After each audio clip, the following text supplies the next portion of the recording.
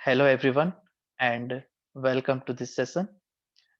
So we are continuing our topic real numbers, and in this session we are going to discuss about rational numbers, terminating and non-terminating decimal expansion, and also the relationship between HCF and LCM. So start करते हैं rational number के brief introduction से.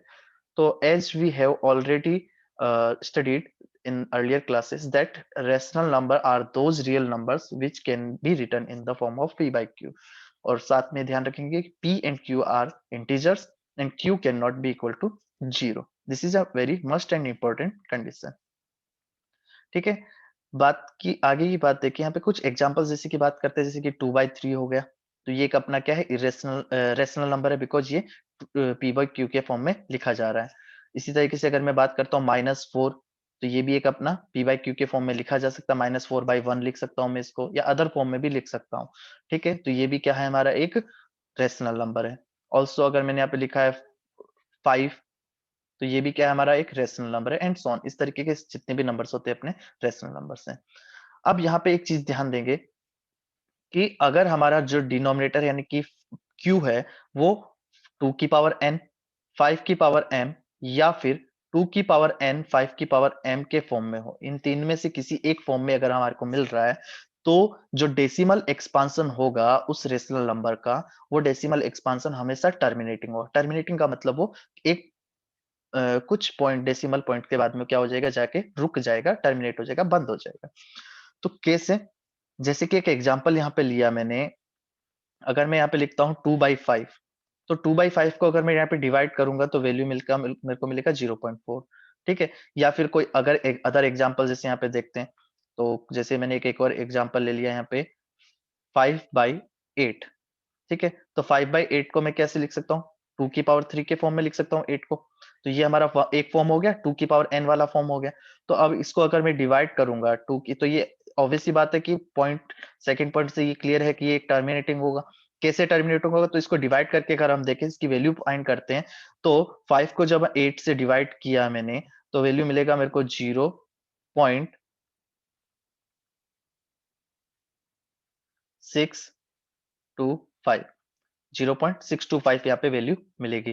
ठीक है, तो यहां से ये क्लियर हो गया कि एक कुछ डेसिमल पॉइंट के बाद में क्या हो रहा है, ये टर्मिनेट हो रहा है. इसका मतलब जो हमारा एक्सपांशन है इसका, वो क्या होगा, टर्मिनेटिंग डेसिमल एक्सपांशन होगा. ठीक है, ये चीज क्लियर हो गई.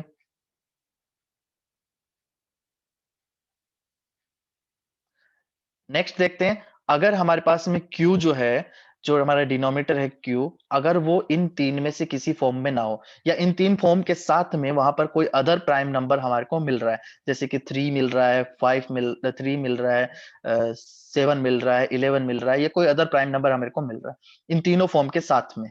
ठीक है, और वो भी कब, जब सिंपलेस्ट फॉर्म हम यहाँ पे ले रहे हैं, जब किसी इरेशनल नंबर का, किसी भी रेशनल नंबर को हम सिंपलेस्ट फॉर्म में ले रहे हैं, और उन कंडीशन में हमारे को इन तीन के साथ में कोई अदर उसका फॉर्म भी, अदर कोई प्राइम नंबर भी हमारे को मिल रहा है, तो उस कंडीशन में जो डेसिमल एक्सपांशन होगा वो नॉन टर्मिनेटिंग रिकरिंग टाइप का डेसिमल एक्सपांशन होगा. रिकरिंग मतलब रिपीटेशन. तो कैसे, जैसे कि एक एग्जांपल यहाँ पे देखते हैं, 2/3 अगर मैंने लिखा, तो 2/3 का वैल्यू क्या होता है, 0.66666 एंड सो ऑन चलता रहेगा.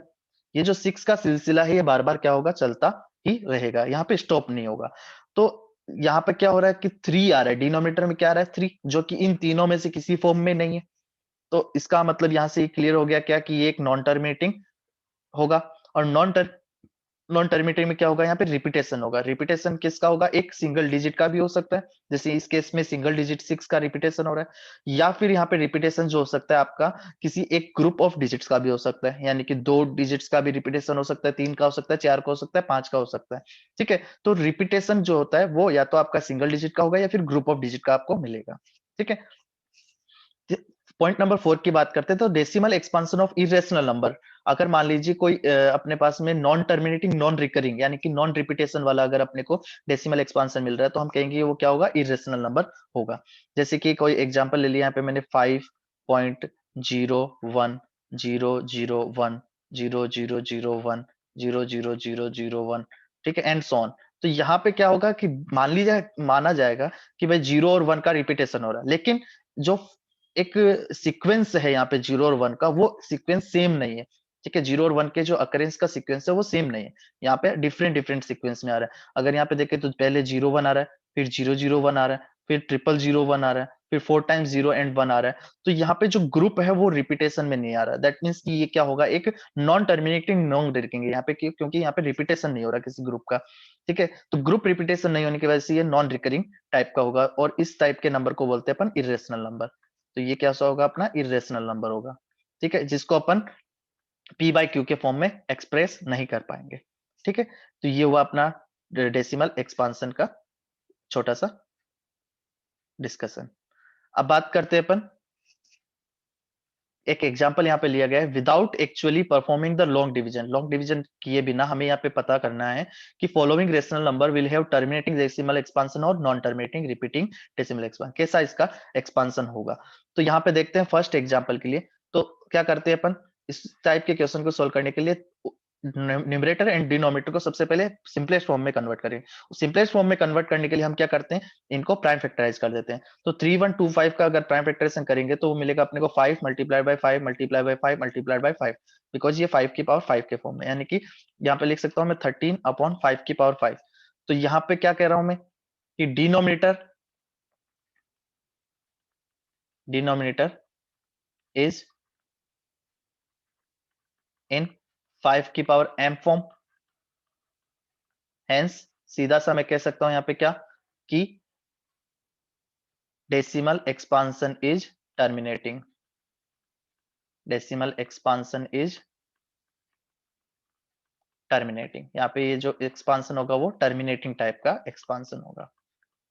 ठीक है, सेकंड एग्जांपल देखिए क्या कहा है, 77/210। तो जब 77/210 का 77 का अगर अपन प्राइम फैक्टराइजेशन करें 7 मल्टीप्लाइड बाई 11, 210 को हम प्राइम फैक्टराइज करते हैं तो हमें मिलेगा 2 multiplied by 3 multiplied by 5 multiplied by 7। ठीक है, 7 से 7 यहाँ पे हमने कैंसिल भी कर दिया, तो सिंपलेस्ट फॉर्म हमारे को मिल गया 11/2 मल्टीप्लाइड बाई 3 मल्टीप्लाइड बाई 5। ठीक है, यहाँ पे अगर देखें तो 2 और 5 तो है, लेकिन उसके साथ में 3 भी आ गया। ठीक है, तो denominator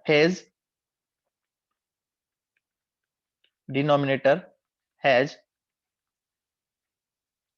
2 and 5 but also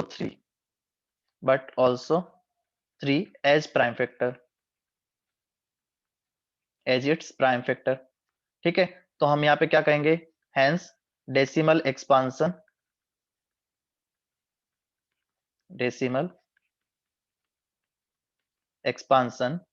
is non terminating repeating, non terminating repeating।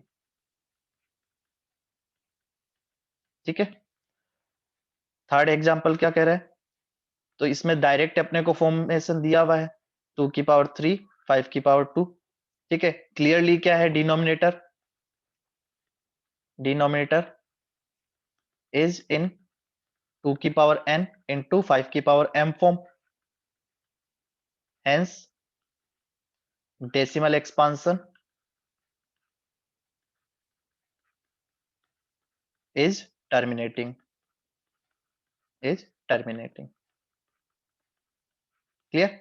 तो इन तरीके के क्वेश्चन अगर हमारे पास में मिले तो हमें क्या करना है, प्राइम फैक्टराइजेशन करना है न्यूमरेटर एंड डिनोमिनेटर दोनों का, और उसमें हमें फॉर्मेशन देखने हैं सिंपलेस्ट फॉर्म में करने के बाद में कि वहां पे डिनोमिनेटर का फॉर्मेशन कैसा है। ठीक है, तो यहां से हम बता सकते हैं कि वो टर्मिनेटिंग होगा या नॉन टर्मिनेटिंग डेसिमल एक्सपांशन होगा। नेक्स्ट देखते हैं relationship between HCF and LCM.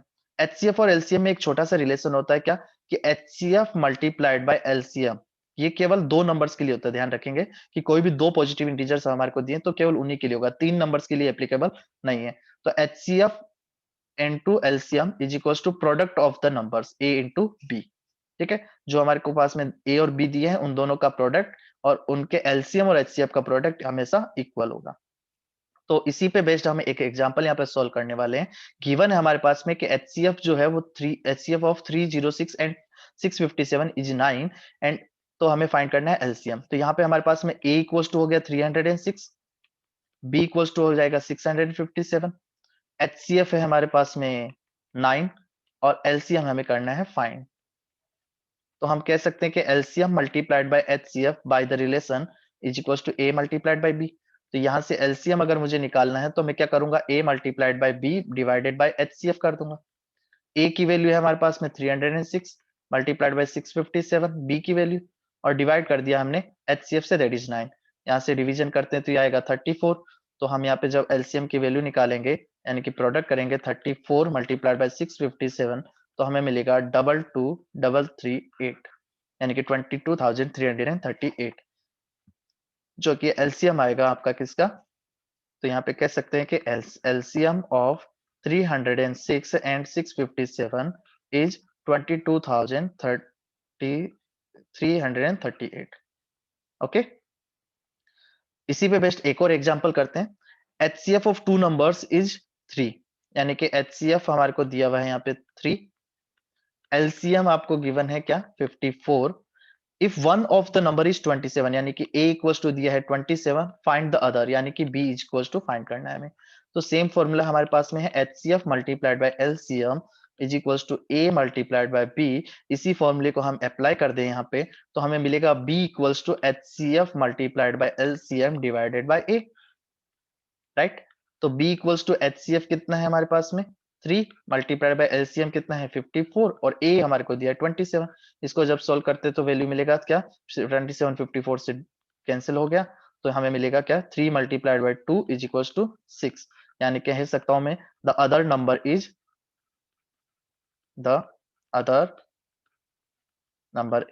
6।